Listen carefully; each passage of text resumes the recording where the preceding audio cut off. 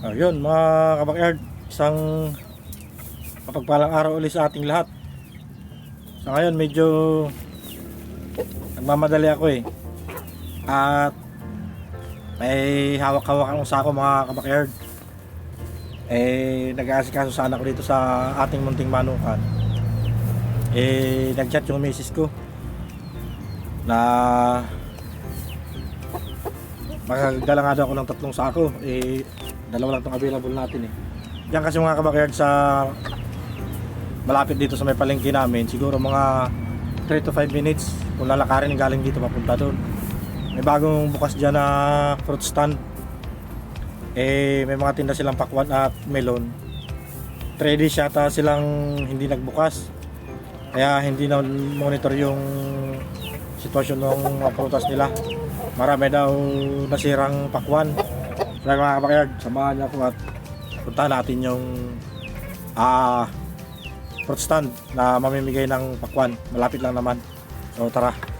Napaka-init dahil nasa 11 AM na mga kabakyard. Mga kabakyard, nandito na tayo sa Citron.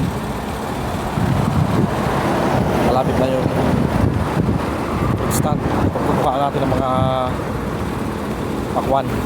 Nandito na tayo sa loob ng malit na stand na to, So nakita ko ang daming ang nasayang na pakwan at ang lalaki. Ayan, silipin natin. Mga kabakyard, dami. Hindi lang pakwan sa ano pa, may melon pa. Ayan, napakalalaki mga kabakyard. Nung nakita ko nga po ay sobrang nanghihinayang talaga ako. Siguro tumitimbang ng 5 kilo isang piraso nito. Ayan, estimate ko lang mga kabakyard. Ayan, sobrang lalaki. O baka abutin pa ng 8 kilo ito. Sobrang laki mga kabakyard. Ang lalaki ng pakwan nila. Ayan Ayan, sobrang laki mga kabakyard. Nung nakita ko mga kabakyard, kahit hindi ako may-ari, kahit hindi ako namumuna, parang nanlumo din talaga ako dahil sobrang sayang. Ang kaibigan ko yan ay sa bus.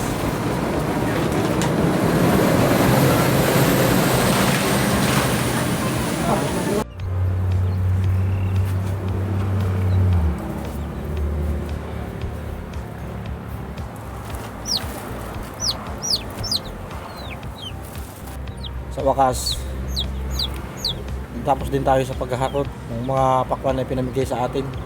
So mga kabakyard, biro mo 29 piraso yung nakuha ko. I-average na lang natin yung ng 8 kilos per piece. Tapos i-times natin sa 35, libo yung losses nung may-ari. Sayang. Ako nga kanina mga kabakyard, sa totoo lang, hindi man ako namuhunan, hindi man ako may-ari. Nung nakita ko talaga yung sitwasyon ng nakita nyo naman kayo na kinunan ko. Nanlumo talaga ako nung makita ko. Kaya tinulungan na namin ni Mrs. mag-ayos. Kaya inabot tayo ng hapon doon. Actually mga kabakyard, hindi pa ako nananghalian. Masyado alas 4 na. Ang kagandahan lang kasi doon, nagbiyak si kuya ng pakwan, kumakain kami. Kaya okay lang, kahit walang kanin, busog. Tinulungan na namin mag-ayos. Kung ano yung may-ari noon mga kabakyard ay PWD. Patol yung kaluwang pa niya hanggang tuhod. Kaya tinulungan na namin ni Mrs. mag-ayos ng kanyang mga paninda. Hindi na nga lang natin nakuhanan gawa nung lupat ng ating camera. Bigat mga kabakyard. Sus, malakit yung mga braso ko sa tulang, lalaking pakwan. May timba ng 12 kilos isang piraso.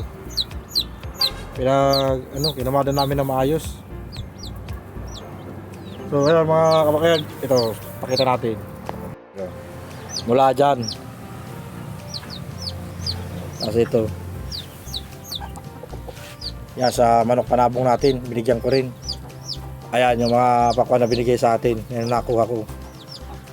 Ayan mga kabakyard, wala naman ako mapaglagyan, kaya dito na lang. Yan yung manok natin sa limber, meron din. At dito sa isang border mga kabakayard, meron din yan. Kalahating pakwan, ayan o. Para dyan sa mga sisiw at sa inahin natin. So ayan. Biruin mo kung gaano karami yan. Hanggang doon mga kabakayard. Pati doon sa manok natin doon na nasa limber. Kaya lang hindi naabot ng camera mga kabakayard at naka-charge ako eh. Dahil nalobat yung camera natin. Ayan o mga kabakayard. Ayan nasisilip o. Makain pa nga yung yung dalawang manok natin doon. Ayan. O ganyan karami yung nasayang. So ayan mga kabakayard. Maraming salamat sa tuloy ninyong pagsama sa amin sa episode na ito. Ayan, pinasisilip natin ang daming pakwan. Ayan yung extension ko at nag-charge tayo mga kabakayard. Dahil lalabot ang ating camera. So, ayan, isang mapagpalang araw ulit sa ating lahat mga kabakayard. At shout out sa inyong lahat, sa ating mga solid kabakayard, mga subscribers, mga viewers, silent viewers, lalo na mga kaibigan natin dyan sa ibang bansa, mga OFW. Ayan, syempre hindi natin makakalimutan i-shout out at matiin yung mga kapwa natin Bicolano, lalo na yung mga taga Sorsogon City. Ayan mga kabakayard, napakaraming sayang talaga ng pakwan na ito. Halos kalahating araw ko naghakot, sobrang bigat. Ayan mga kabakayard, sa muli, maraming salamat po sa inyong lahat at isang mapagpalang araw.